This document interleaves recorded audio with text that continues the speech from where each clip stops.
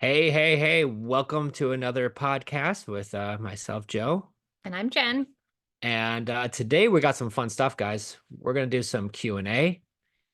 You might hear a live seller call. That's right. I have a seller who is interested in selling her house, and we would like to buy it. She's got a really low interest rate of, I think, 2.5%. And she says that she talked to Lexi that she'd be open to terms.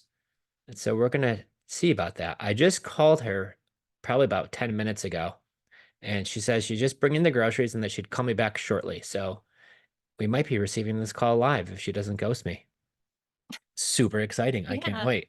So, of course, this gets uploaded to the podcast, which it will. You guys are in for a little bit of a treat if she calls me back because this is a nice house, guys, built in 2013. Uh, she's already living in another house, has some memories of this house that she doesn't love, and she wants to get rid of it. She's making this $2,000 payment on this house. It's right outside of Buffalo, New York, in the snowy part. Because right now it is January 16th and it is cold up there. I think they're having like 1, 2, 3 degree weather. So it's a little bit frosty.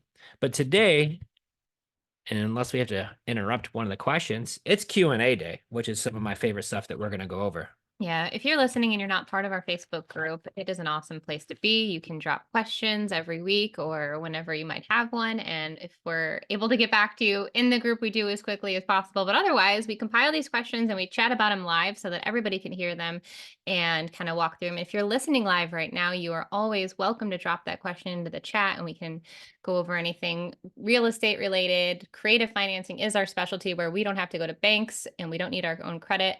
But guys, we've been doing this for a while now, and there are always questions popping up. So we are lifelong learners. So if we can share our knowledge with you as you're learning in your journey, we're super excited to be able to do so. Well, creative finance, you are right, is our specialty.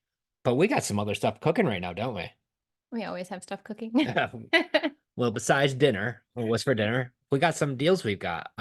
So we just bought one in Williston, Florida. Did I say Yes, that right? I think so. Williston. Yes, Williston, Florida.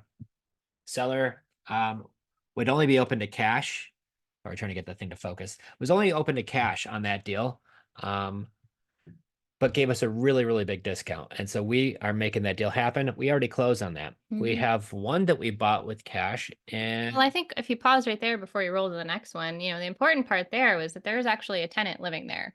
yes. So, sometimes that's a question I've seen before is, do you buy properties with inherited tenants? And the answer is we do. Um, Boy, do we. boy, do we.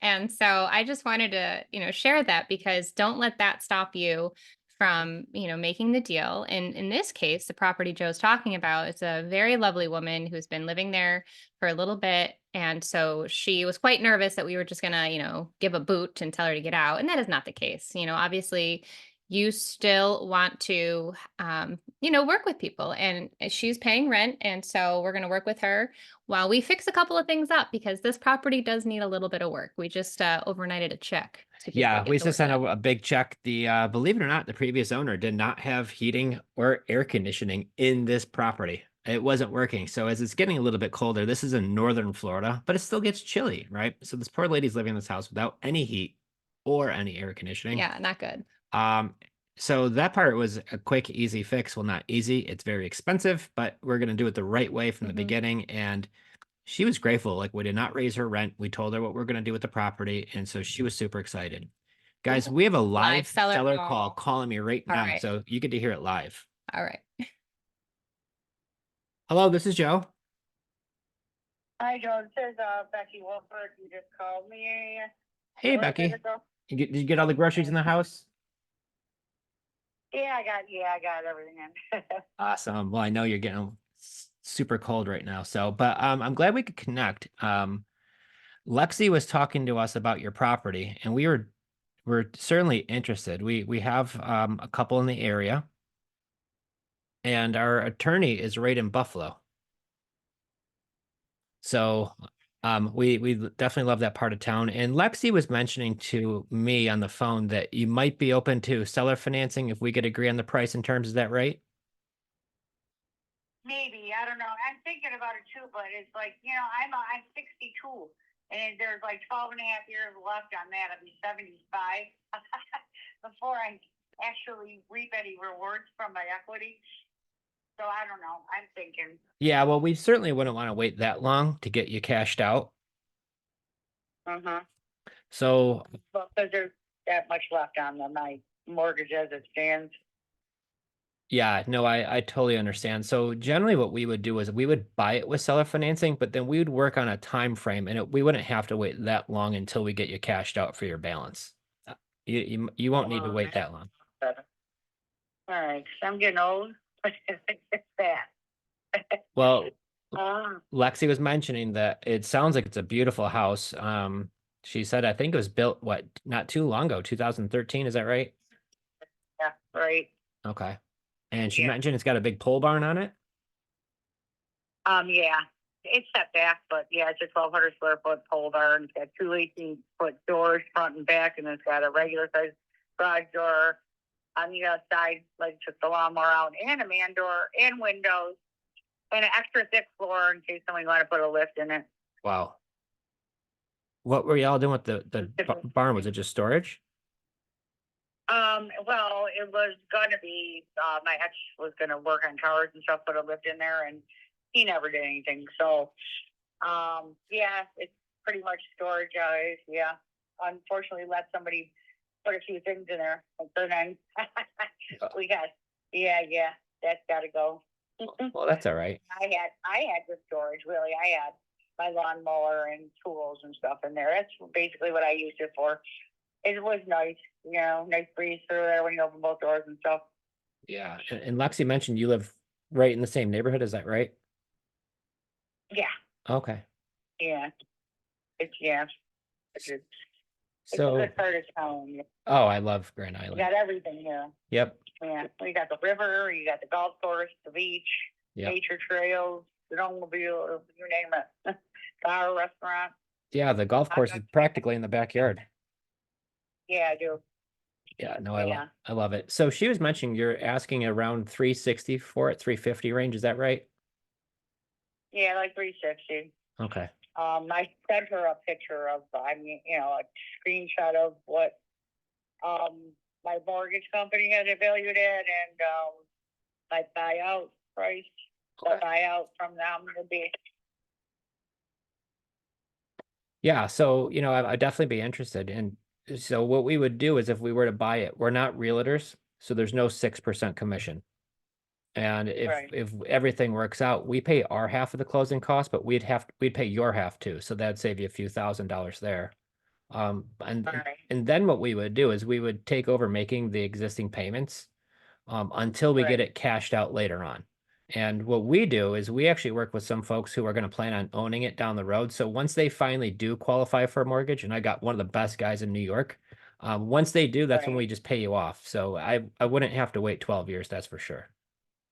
Oh, okay. I see how you work. Okay. Yeah. Yeah. So Okay. is that something that would work for you? It sounded better. Okay. Yeah, because I mean, I haven't much luck with, my offers because of the interest rate.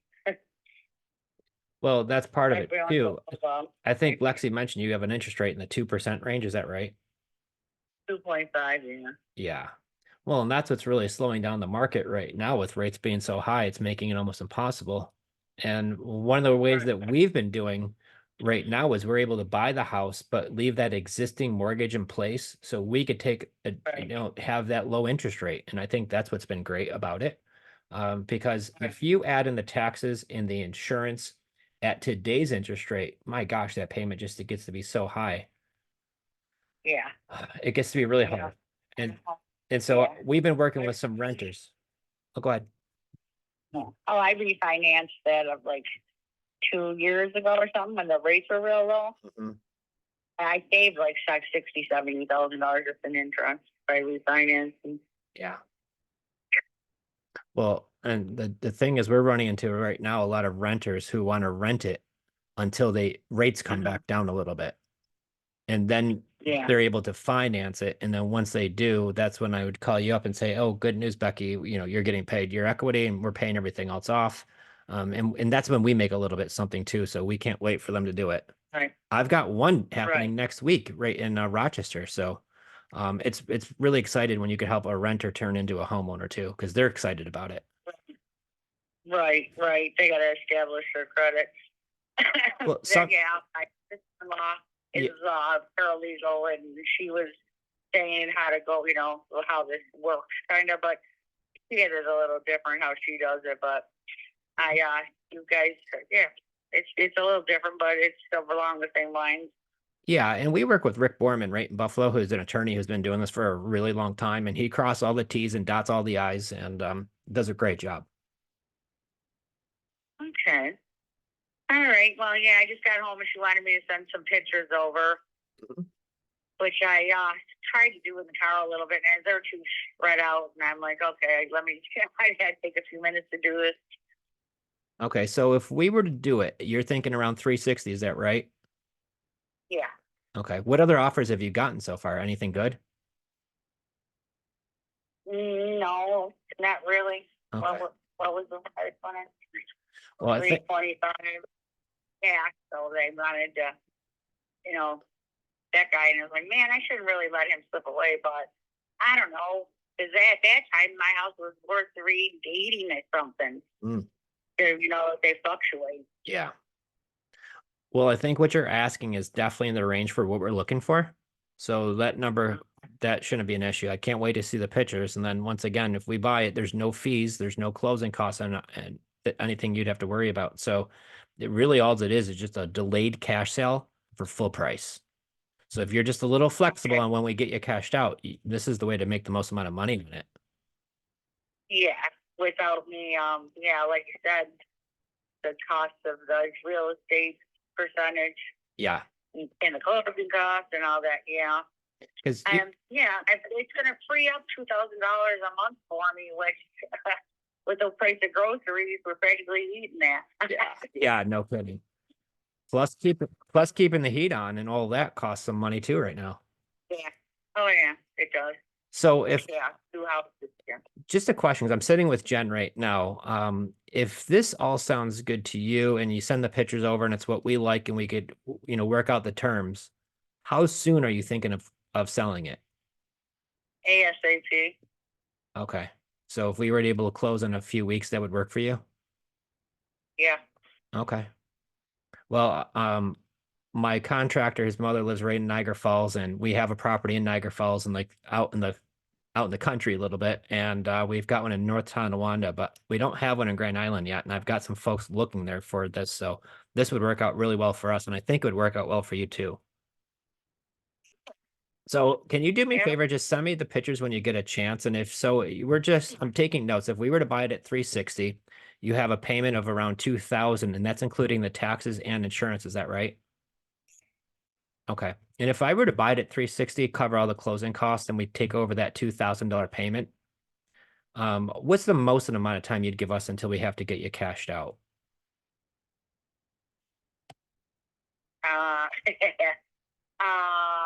I don't know. A few years.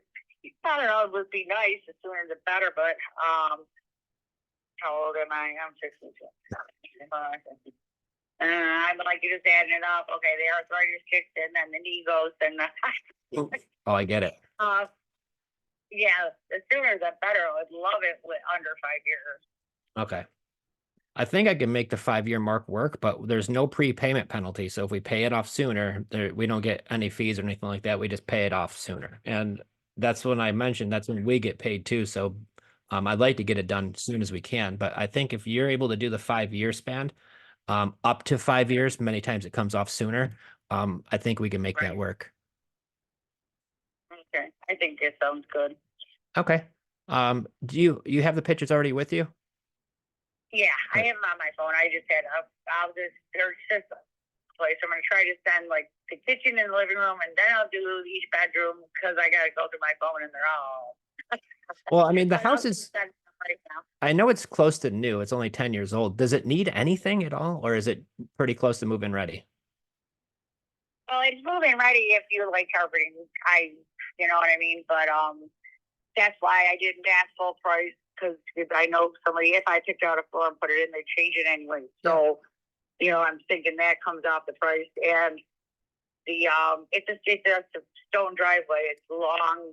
But the pad in the garage is concrete. I got nice patios. I did with, you know, stone and, you know, whatever. But it is moving ready. I Okay, mean, good. Well, the good news is we buy it as is. So if there's anything that even, you know, an old sofa you leave behind, don't worry about it. We take care of all of that. So there's no worries there. Cool, yo. Like, gotta mention Their answer to them. Yeah, They can get yeah. rid of All right. Yeah, that's cool. Because in my basement, I have a pool table and a bar area and all that. I was gonna do like Airbnb for a little bit just to set off the cost. Yeah. So I was working on that, making it like so, you know, it could sleep up to 10 if they wanted. But I just better get rid of it than the hassle. Yeah. Is there an egress window in the basement? No, there's not an egress. That's what stinks. I was never, when I was building it, I never thought I should have had a doorway like put in for the basement to get up to outside, but I never did. It doesn't have an egress window. That's Got it. because the tax are darn including that is square footage that I believe because the basement semi-finished. Okay. Um, That's no worries. I just know you got to be careful renting a property with people being downstairs if there's no egress window. We've had to put them in a few of our properties because they had a finished basement. Right. So it's always better to be safe than Right. sorry. That's for sure. I've noticed. All right, perfect. The only thing I didn't fix is the ceiling in the basement. Really, it's, you know, drywalled and, you know, the floors are stained and there's a large area that's got luxury vinyl tile flooring in it. But you know, the walls are nice and everything. It just don't look up. Yeah. Oh my gosh. Well, I can't wait to see the pictures. All right. I'm gonna send you some pictures as soon as I hang up. So my question to you, if you send the pictures and we love the house, what's the next step? Do we just put this in writing, what we talked about, and we could get on a call and do that? And if all looks good to you guys, we just okay everything and close? Yes, I was gonna I thought I would have to go get a lawyer, real estate lawyer or something. Should I do both sides or? I would put you in contact with our attorney. He could probably recommend somebody if you don't already have somebody. He knows everybody in town. He's been doing this for a long time. So I'm sure we could work that part out. Just, you know, obviously if the numbers look good to you guys and it looks good to us and the pictures come out like I think they will, you know, everything sounds great. All right. And I'll be honest with you, I love that 2.5 interest rate because I don't think we're ever going to see that again. So the real incentive here is, you know, it's a beautiful property, beautiful neighborhood, got the pole barn. It's 10 years old and it's got an interest rate of 2.5%. So that's really the key is that interest rate. And that's why I love that deal. Right. Right. And I also I didn't even mention it. Yeah, it's got AC. She didn't ask me. Okay. But yeah. Everything's nice. It's all on the first floor. It's a forever home. Your washer and dryer is right in the mudroom, you know, and you walk in the back door. Got a bench to sit on, laundry. It was gonna be my forever home. Yeah. Yep. Well, I can't wait to see the pictures. Well, when you get the chance and we get off this call, send them over and then I'll plan on maybe we get on another call today. Okay, sure. Awesome. Sounds great. Thank you. I'll let Lexi know what we chatted about and great talking with you, Becky. Okay, you too. All right, bye. Have a good day. You too. Bye. Bye. There we go. Nicely done. Good job, babe. I'm gonna talk with Lexi real Like quick. he's text done her. that a time or two. Well, you know. Hey, Lexi, just spoke with Becky. Period. She's going to send over some pictures of the house. We were definitely interested in writing this one up today.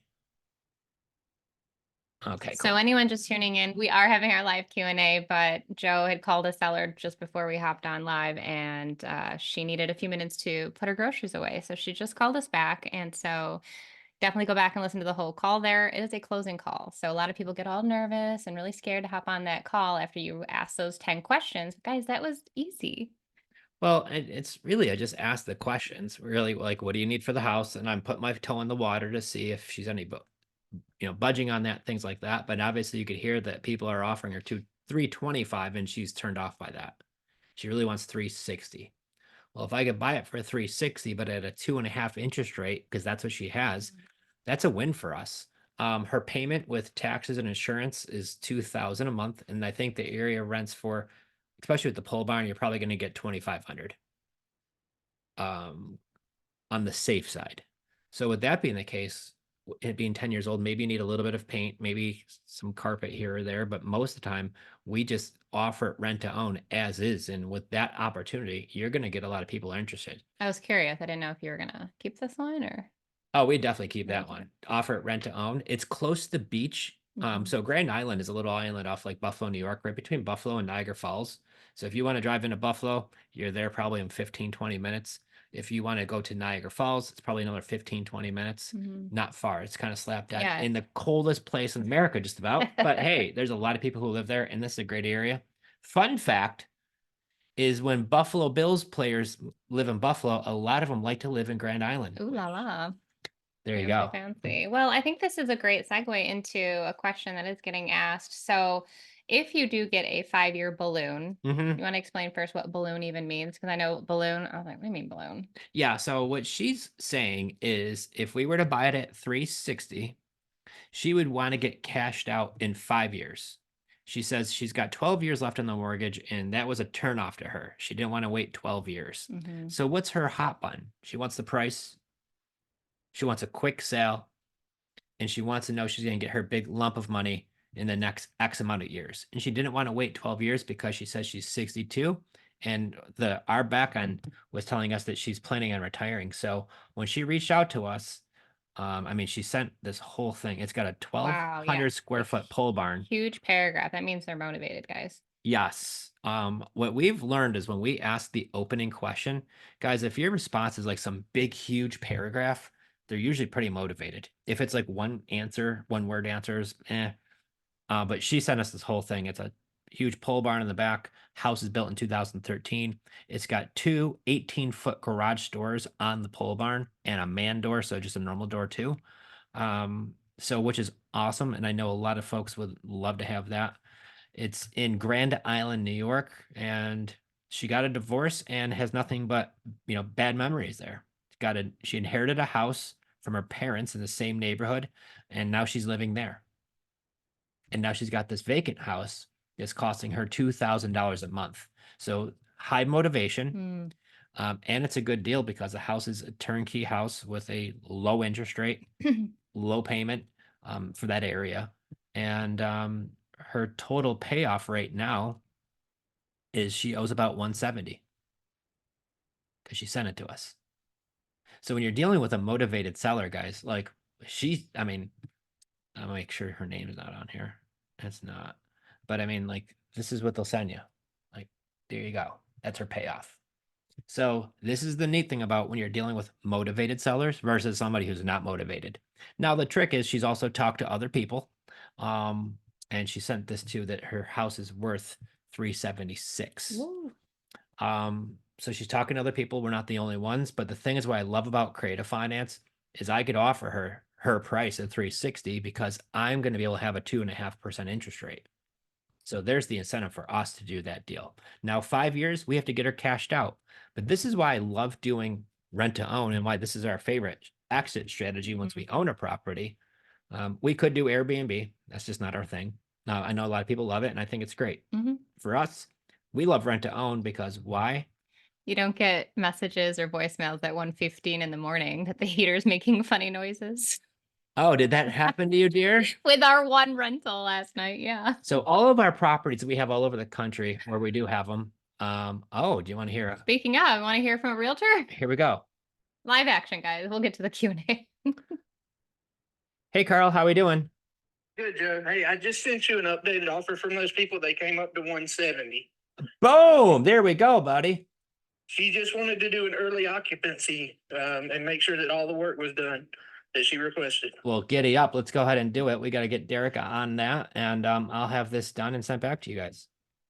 All right, if you're cool with it, I will I will get it ready for e-signing and send it to you. And then we should be good from there. But I will call Derek and make sure he understands that this needs to be done ASAP. If he needs me to get somebody else out there to do it, I will. But, Okay. you know, And it was a We'll couple get of it small done. things. The what is it? The shoe trim. thermostat, and then, you know, just touch up paint, sheetrock, you know, the little things that we talked about, cleaning it up. Yeah, and I want to give you a heads up. I talked to Derek, and the two doors that were there aren't really that great. So he ordered two new doors. They were special orders, and he said he's going to have them. I believe they come in today. Today, that was my understanding too. Yeah, so I mean, he's going to be there anyway. So tell him to pick up a thermostat and some kick molding. We'll obviously take care of that too. Okay, I'll let him know. Great job, bud. Thank you, man. All right, I'll bye. talk to you soon. All right, bye. Bye. Yay! Okay. Okay. So that was That- an out-of-state flip we're doing real quick there, ladies and gentlemen, with a realtor. So that's the selling end of it. We bought this property for 100,000. We were initially told it's going to take $10,000 to $15,000 worth of renovations. Came in at 21 grand.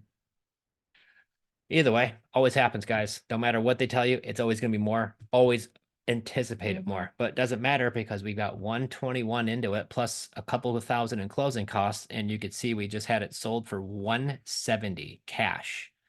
Take out 5% commissions because that's what he's charging us. I think that nets us about a $35,000 profit. And the notary was able to get the Pensacola, so seller signed her half. We're buying another one. And we just sold one and buying one. All right, so this is kind of a day in the life, actually, not so much Q&A. We're getting to the Q&As here. Lots of fun things happening, but have fun along the way. We sat, you know, to be completely transparent, we sat at the same computer since 9 a.m. for a Massachusetts court hearing Eviction. And we sat on there until 1:30. Yeah. Guys. like insane, but that's another story for another day. We're in the middle of all of that, but we're still working on evicting a property that we did inherit a tenant who was non-paying. We were well aware of that, but so let's go back to real quick. Did we finish the balloon talk So there? it's like the whole thing of emotions, selling one, closing on one, trying to make a deal on a new one, doing an Evicting. eviction with somebody who hasn't paid rent in 4 years. Yeah. All in just what, 5 hours today? Yep. So if you want to see what Joe and Jen's life is like, here you guys go. Slow cooker is cooking dinner. That's how we get it done around here. Oh, yeah. So yeah, 5-year balloon payment. And so I think the question does come up. So we have someone here that's in Rob's creative camp.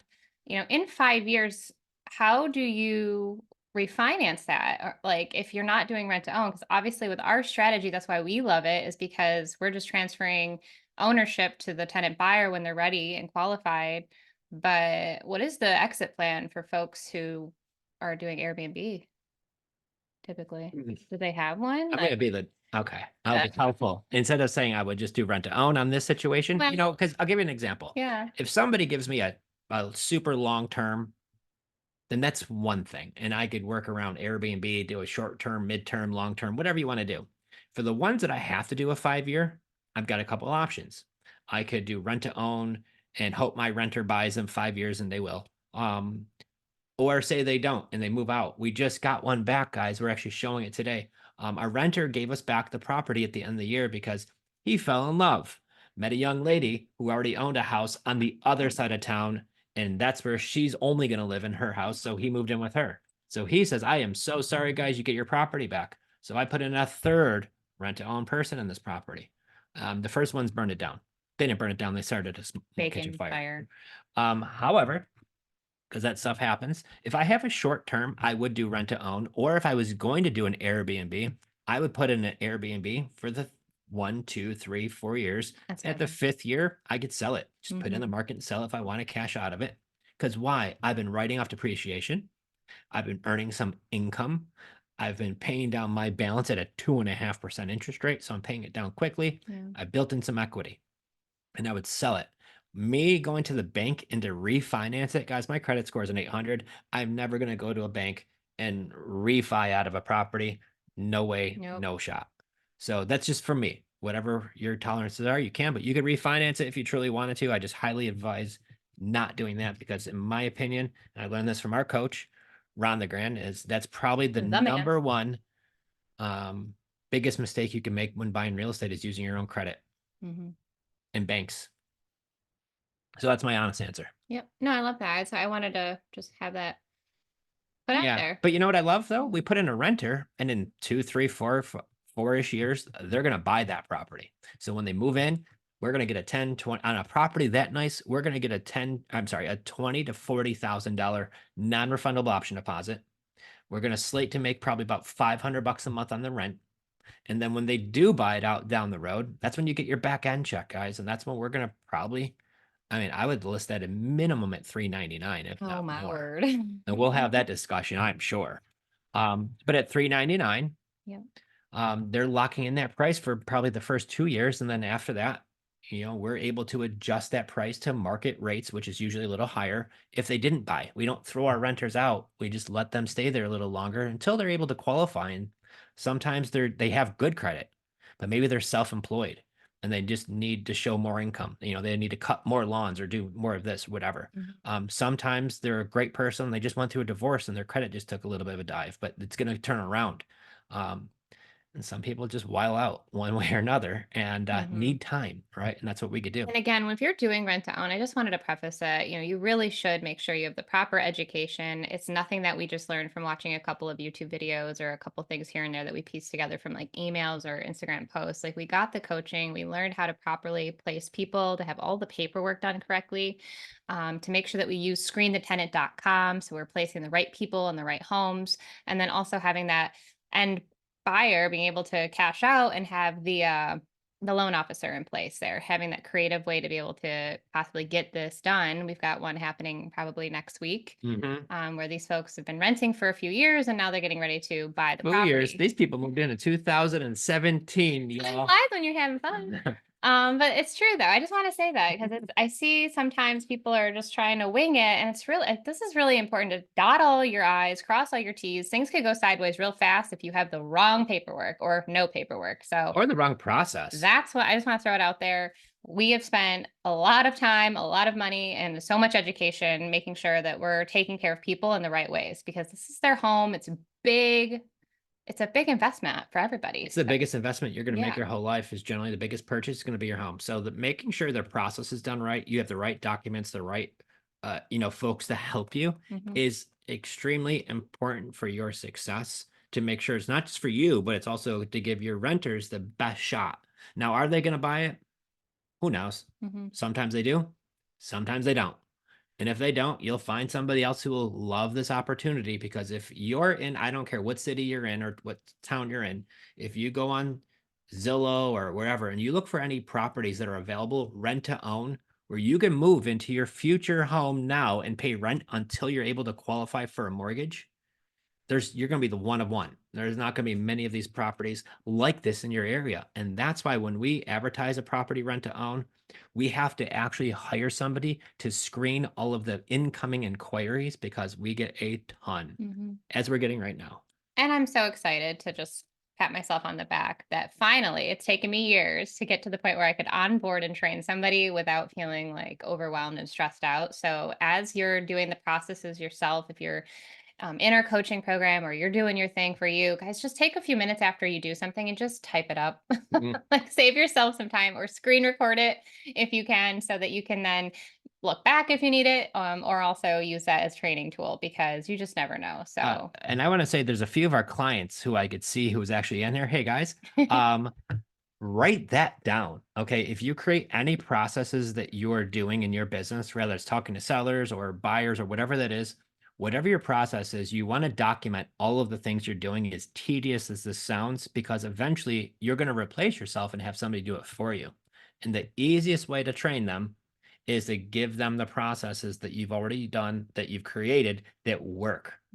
So that's when we just onboarded somebody. I gave Jen the biggest high five of ever because she was like, wow, that was really it's easy. almost too easy. I felt like it was always a struggle, but it shouldn't be that Compared way. to what we used to do, is Yeah. we had to have somebody work for us, teach them everything. Eventually they leave to go to either do it themselves or whatever. And then what are we doing? Back to ground one again, starting all over fresh, teaching somebody new all the same stuff. So now we have it documented. It's more of a plug and I play. got to kudos to Abby because she was the one who's got me using Notion and all these fancy little. Oh, Abby. Yeah. So. All right, Jesse, I see you have a question. Would you consult with an attorney or title company to walk you through the seller finance / mortgage assumption process? First time newbie, kind of looking for a roadmap to make sure you get it right. So great question. I would definitely consult with an attorney. Mhm. And we are not assuming the mortgage. So Yeah. what we're doing in that situation is we'll buy the property, but we're not assuming the mortgage. What does assuming it means? That means I have to have that bank pull my credit. They're going to have to make sure that I qualify for the mortgage, and then they're going to remove that debt from the seller's credit and put it onto my credit report. That's what you have to do through assuming it. But there's also ways that you can buy it with what they label as creative finance. And all that means I'm able to buy it, but the loan stays in the original seller's name. I don't have to get bank approvals. I don't need my credit checked. None of that process has to happen. And we will continue to make those payments on the seller's behalf directly to their bank without having to qualify. Because guys, if you're buying real estate and you start putting all of these loans on your credit report, eventually you're going to have some heavy debt on your credit report, and your credit report does not know your income, guys. So all your credit does is looks at debt. And when you start weighing your credit down with a lot of debt, your scores drop. Doesn't matter what your income is, because your credit agencies don't know your income. They don't care about it. They just look at your debt load. And if you're carrying a heavy debt load, your borrowing power goes down. And so therefore, I was in finance for 20 years at the car dealerships. I can't tell you how many people I would see to run multi-million-dollar businesses, but they'd have the building in their name. They'd personally sign for it, but it was in the company name, but it's on their credit report. They'd have work vehicles, equipment, and they'd have millions of dollars of debt in their business, but because they personally signed for it along with their LLC, it's on their personal credit report too. And then when they're coming to buy a house or a car, oh my gosh. So what's the workaround? Don't put your name as you personally guaranteeing that debt to where it's going to be on your credit report. And you can buy all the real estate you want that way, guys. And once you realize that, you don't need a W-2. You don't need to have, I mean, you want to have good credit. I get it. But if you don't, it doesn't stop you. There's plenty of people out there who are good people who just had something bad happen to them that maybe their credit took a hit. You are a career credit criminal. Stay away from this stuff. Yeah, and I just like to point that out too, that I feel like it's just those who are new or, or just maybe don't understand that subject to or seller financing or wrap mortgage is not the same. It's not interchangeable with assuming a loan. So just make sure like we have that written down. 'Cause the seller might say, oh, like an assumable mortgage. It's like it, but it is not it. So okay. Can you buy a creative finance deal as an LLC and put it under a holding company so you get asset protection? Not looking for legal advice, just looking to know if it is possible to put the property under the LLC. So, I mean, you could take deed in a land trust. You could take deed in a LLC. You could take deed in your own name, right? Depends on what you want to do. However, I will tell you what we do, and this is not legal advice. We always recommend you talk to your own attorneys. But what we do is we deed the property into a land trust because that gives us a lot of privacy, right? And on our land trust documents, you're going to have a beneficiary who benefits from that land trust. And that's our LLC. That's what we do. And again, yeah, that's not legal advice. This is just what we do in education. Always consult your attorneys, and then also doing all the entity structuring per. Yeah, get a real estate attorney too. Make sure Yeah. you have a real estate attorney, a real estate CPA. Definitely connect with folks like Prime Corporate Services. You don't want to have just one LLC for all your properties. We definitely have a few. I had someone bring me a sub 2 deal. I think I have seen that you all say you don't like to do sub 2. So that is a great comment. We don't technically do sub 2. We say sub 2 because that's what people know, but no, Joe actually has made a couple of podcast hosts kind of make their head spin that we do buy with what is called a wraparound mortgage, or I've heard it termed mirror wrap. or just a wrap. Or a wrap. It's really almost the same thing as sub 2. All the difference is when you do a wraparound mortgage, you're creating a new mortgage. What's a mortgage? Not going to a bank and getting a loan. It's a series of documents. It's a promissory note promising that your land trust is going to make the payments. The reason why I like the promissory note, aka the wraparound versus sub 2, is because if the buyer doesn't pay, the seller could foreclose and get their property back. When you do a subject to, there's no note created. There's no instrument for them to file to get the property back. Instrument. Yeah, I went there, right? So that's why I prefer a wrap. It does all the same things. If you're buying it, you should do it on a wrap. I think sub 2 just has like a catchier name, but if you're doing this the right way to protect the buyer and the seller, you should always do it with a wrap. Yep. And here's the other deal too. To be quite honest with you, a seller has no clue what the difference is. No. Most of the investors who are listening don't have the clue what the difference is. So if somebody brings you a sub 2 deal, you could still close it as a wrap. It's no different to them, to the seller. They won't know the difference, but We it's have better had for them. one buyer who wouldn't buy our deal because it wasn't sub 2. Well, then he could kick rocks. But we like it because it protects the seller better. It's just what we've always done. So yeah, we're feeling a little feisty today. Hey, when you've been on a court Zoom for 4.5 In hours, the same spot forever. All right, let's talk about leads. I see a couple of questions. Someone said they're posting in, I think it was Charlotte, North Carolina. It's popping place there. So having trouble with your Facebook ads. If you haven't had a chance to listen to our Bigger Pockets episode 794, we give away the secret sauce of how we and our clients and our team and all the people that share this message of how to get free leads off of Facebook. And so there is a trick to it. Okay. It's not that you can post, there's actually a couple tricks, but you can't just post a few times and then say, oh, it doesn't work and give up. Because you could do that literally with a mail drop. We spent thousands of dollars on direct mail. The year I believe was like 2019. 17 was the first Well, drop. 17, we actually got a deal. Yep. One deal out of like thousands, which was great. It was profitable. Well, back then, I think we spent like $4,000. Yeah. Each letter costs $1.25, including the stamp, pull list, all that stuff. So you get, I don't know, a little over 3,000 letters, and you get a 1 to 1.5 response rate. What does that mean? What does that even mean? So you spend $4,000 to, let's just say, send out 3,000 letters. When you send out 3,000 letters, you're going to get between 30 and 45-ish calls. And they are not happy campers, most of them. Some of them want to know, how did you get my information? And they're yelling at our answering service, which is Pat Live. That's why we love Pat Live, because I'm not taking those calls. Neither is Jen. But that's what we do. And you're spending $4,000 to $5,000 to get 30, 50 calls. This is why we fell in love with Facebook, because we could join Facebook groups. So I guarantee you, if we join a whole bunch of Facebook groups in Charlotte, North Carolina, not one or two, all of them. Only the ones, not everyone. The small Facebook groups that have 200 people in them, I'm not joining those. I want 10,000 people in the group and more. And the minute you do that and you join the Facebook groups, now what kind of groups are they? They could be buy and sell groups, garage sale groups. I love Charlotte. Yeah, I love Charlotte. Moving to Charlotte. Charlotte moms. Yeah, things I love about Charlotte.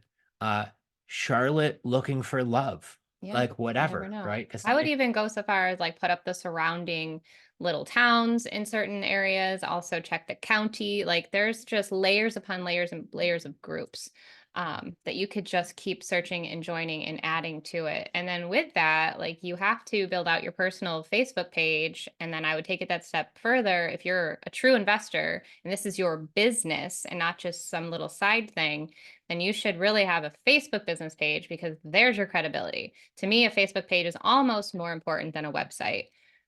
That's what I look for when I'm Googling businesses and I want a Facebook page. I want to see live time. Are they posting? Are they active? Who is this person? Can I trust them? And it's all free to be able to do it. Take some time to build out these pages, but you could do that. But then on your personal page, that's where you're joining all of these groups. So on your personal page, is there a nice, beautiful smile in your profile picture, or is it your cute dog?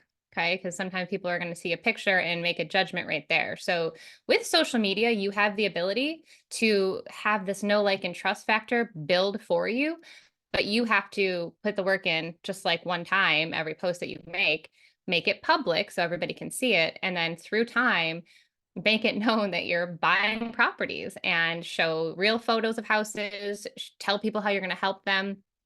And then just stay consistent with it. And is Facebook the end all be all? Absolutely not. So if you're, again, an investor and you're looking to do this, maybe, even if it's just one house a year, you still have to put in the work there, then you want to tell everybody, whether it's on social media or it's driving around for dollars, tell them what to look for if you are looking for houses that way, for sale by owners. You could still go on Zillow.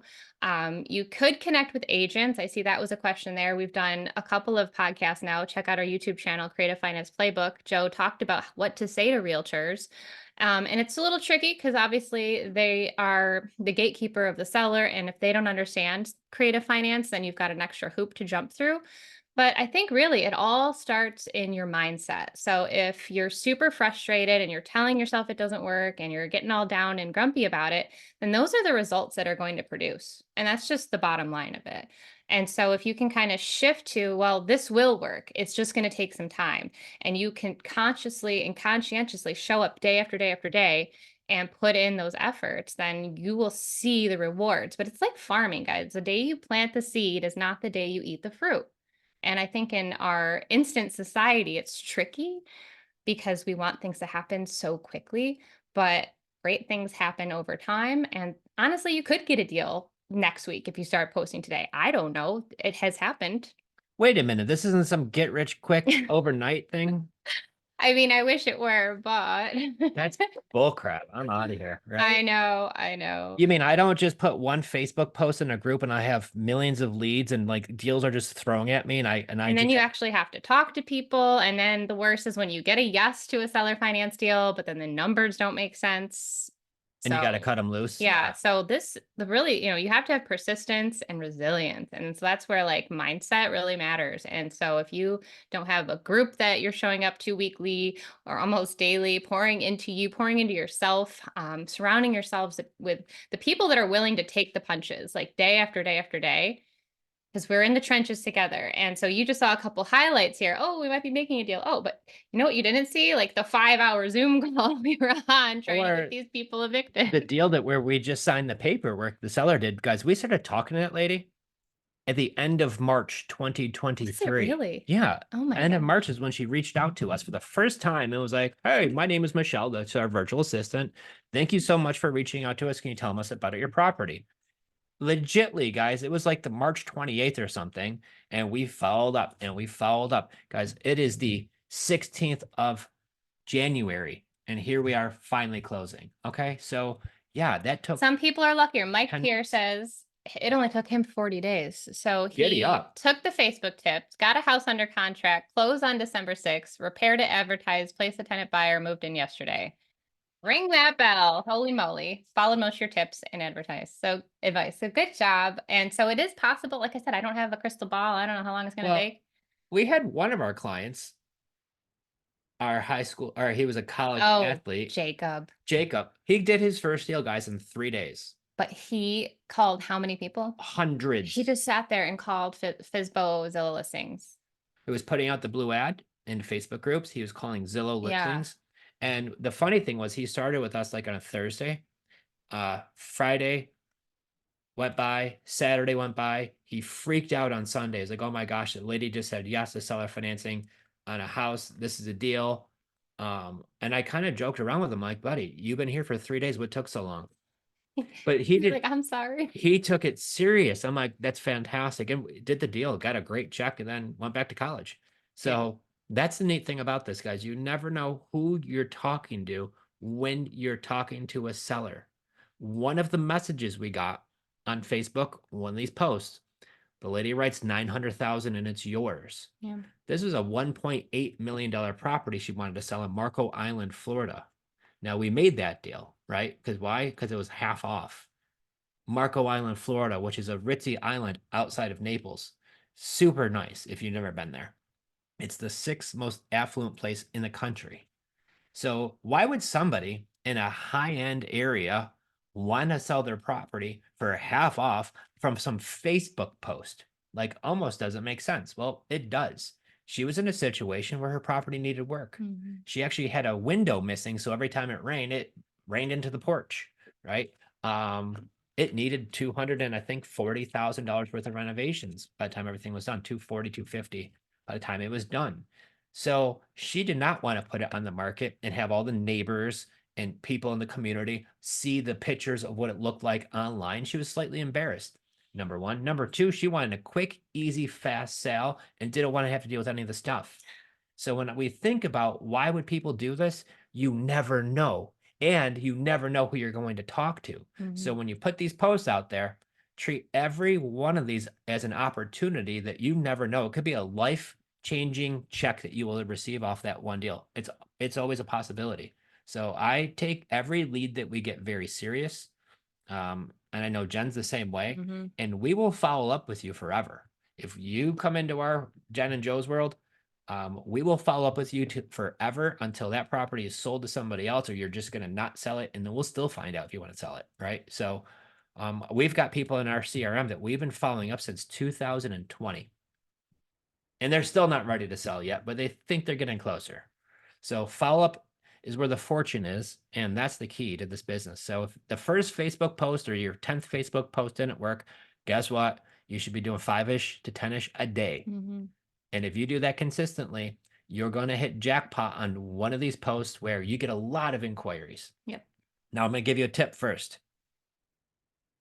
It's going to sound kind of funny, but this stuff works. When you're going to make your first post in a group that you just joined, Facebook has a new rule they did. I don't know how long it rolled out, months ago, 6 months ago, I don't know. But they have to, they make the admins of these groups a lot of times approve your very first post. So if your very first post says, I'm looking to buy a house, you might find some admins who are like, nope, don't want to do that.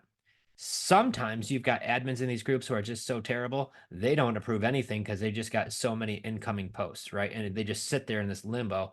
I'm part of this one group in upstate New York. It's some real estate one. We use it sometimes for our properties. So I asked if I could be an admin in there too. Guys, we've got 276 posts that people want to approve that are just sitting there in limbo that nobody's approving. So if that one group doesn't work because there's a lazy admin like Joe, and I don't have time to go do all that, and the guy who runs it definitely doesn't touch any of it, just find more groups. They're all out there. And I'm not lazy. I just don't have time to be approving 276 posts. Yeah. And take that extra step and ask them, hey, could you use an extra hand Yeah. being an admin? And then your post will always get approved. Yay. And then my very first post, when I put into a group, anytime I join a new group, so there's a few places in Florida I'm really targeting that I really like to buy in and I want to buy more in, and we are.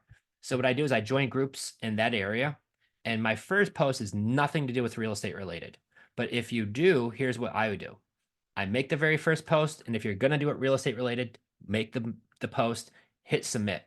Right as you submit it, it's going to say, needs post submitted, waiting for admin approval. If that's the case and you know that's going to happen, I go back into that post, I edit it. So they don't see my first one's real estate related because some of these admins you never know. So then I just put best place for a men's haircut.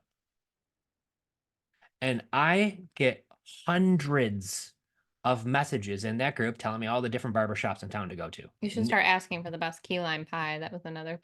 Yeah, we live close to Anna Maria Island in Florida, and there was this random lady, no idea, asked like, where's the best key lime pie on Anna Maria Island?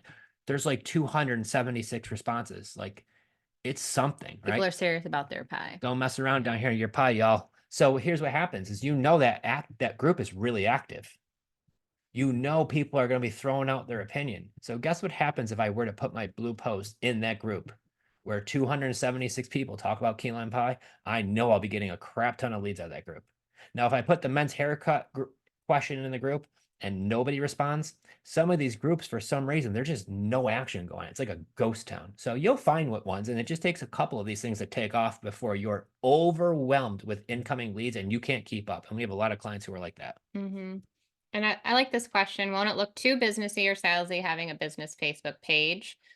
No, I don't. I think it looks kind of scammy if you don't, quite honestly. Like, I think that if you don't have it, I mean, if you have a page, then you can link it to your profile page. So it'll say like works at Jenn buys 585. So it just gives you, I think, more credibility, and it gives you a whole page to showcase how you can help people without flooding your personal profile page, because like my 5,000 friends, they probably don't care that I can buy houses. So I'll slip it in there once in a while, 80-20 rule, right? 80% life stuff, 20% real estate.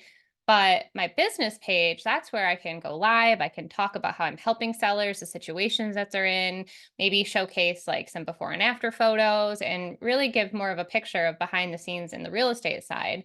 And so I wouldn't kind of look at it as salesy. I mean, you are buying properties, so you're not selling, you're buying. So that's really just a chance to showcase who you are. And then, do I direct people from my personal Facebook to my business page? Yeah, absolutely. Well, how do I know you're real? Well, sir, check out my Facebook business page here. I have some reviews, actually, some videos from my sellers who gave testimonies about how easy this process was. Like back when we used to do things in person, we even had videos of our sellers where we'd go to the closing table and we had little chat outside the office afterwards. So having all of that to show people is so valuable. And I love it because it's authentic, it's real, and I'm not hiding behind some I buy houses stock photo like some other people do. I'm just putting it all out there. Got nothing to hide. I'm just simply a husband and wife team looking to buy a house. That's that easy, guys. And when you feel like you're like hiding behind stock, I buy houses, and it's not a very personal thing, they don't know who you are. The like and trust factor vanish. So that's why we purposely, mindfully put content on our personal pages that it's open to everybody. And then if they need to see more, that's when I'm going to send them to our business page where you could check out more. And believe it or not, we have a property in Rochester right now that we're offering rent to own. We just got the property back, gorgeous house, nice neighborhood. And we started posting into these Facebook groups that we have a rent to own property. And some knucklehead was like, this is a scam. And of course, I'm like, we've been doing this here since 2017. Like, did you check out our Facebook page? Because we have like countless videos of people who we've helped turn renters into homeowners. And of course, they vanish and disappeared because they're just a knucklehead. But I could refer them back to the business page and be like, hey, look at all the stuff we're doing. Did you even look at that? And so that's why that's important. Yeah. A couple other good questions popping in here.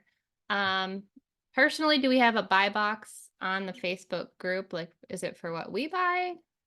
Or Always appreciate the value. Do you have your buy box on the Facebook group? No, we don't have like a certain criteria. Cash flowing properties, guys. That's what I want. I want cash flowing properties. possibly turnkey? If it's turnkey, even better. And that's what a lot of these creative deals we buy.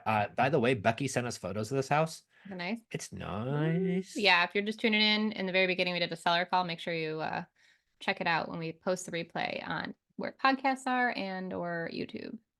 And yeah, this strategy we talk about, posting in Facebook groups, it will attract everybody. So that's a great thing. You want to be like, the friendly real estate investor in the area. So you can make some really great connections with possible wholesalers who don't know creative, so that you can maybe buy one of their deals that was going to be dead anyway. We've done that before. You might need a lawn care person in that area when you do find a property. So connections there will be great. So boots on the ground are a real thing. Definitely don't think of people as being like a negative or annoying. Just like think about it as like, these are your people, right? You're building out your network. So don't look at it as like an annoying thing to do, or that you're wasting your time, because you're truly not. If you're on social media for this purpose and you're not just like fighting in the comments and calling other people scams, then like you're here doing well. Spot on. Yeah. And I'm gonna, for the folks who are actually watching on YouTube or right now live, I mean, like, this is this lady's kitchen. It's a turnkey house, guys. This is not some like junk house. It's really nice, actually. So don't fight with people in the comment section, because I put on my Facebook page today that you don't wrestle with pigs, because you'll both get muddy and the pigs will love it, right? So do not have to argue with these folks. I always say, or Jen, we're just a couple looking to buy a house in the area. If it's a rent to own property, nope, not a scam. I love help turning renters into homeowners, like, period. And if they want to continue, once again, go kick rocks. You can just block them. Yeah. And then I see a question here from Daniel. A situation with the divorce going on. The agent said they want their names away from each other because she wants nothing to do with him. I didn't mention anything about taking over payments, and she happened to say that. Perfect opportunity for sub two as they are in a hole selling, but that would be the pushback. Yeah, sometimes divorces are tricky. Well, They're messy because a lot of obviously. times they want to get the heck away from each other as far and as fast as possible. And then with them both still be tying to maybe the mortgages in both names, that could be a problem. I'm not saying it's impossible. We've done the divorce deals before, but man, the majority of those are very The hairy. ex comes back looking for her equity, and we're like, there was none. Yeah, we bought it for what you owe on it, and that was even too much after we walked through. I So it's ran through it and ran back out. Oh yeah, I was walking through the house looking for her. She was sitting out in the car.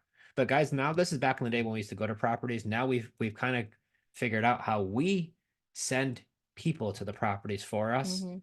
give us the idea of estimates for repairs, pictures, videos. We go to one house a year, if that, and it's more just to make content for social media. We buy and we did one deal. It was 35 minutes from us in Clearwater. Never went to it. I don't know. I just my old age, I don't want to be driving all these houses. And I know Well, some people love doing it. That's cool, but you don't need to. you don't have to. But yeah, I know that was always a really big question too. Maybe we'll end with that. Is how do you do this virtually? Well, if you heard on the call earlier, you find a really great realtor if you need one in the area, or at least somebody that you could connect with to help you maybe walk the property. In this case, we were doing a quick little flip. It just needed a couple of things, and then we were going to list it with him. But just connecting, this is a people business. So you have to learn to trust people. You have to put yourself out there. It doesn't always 100% go perfectly. We can vouch for that.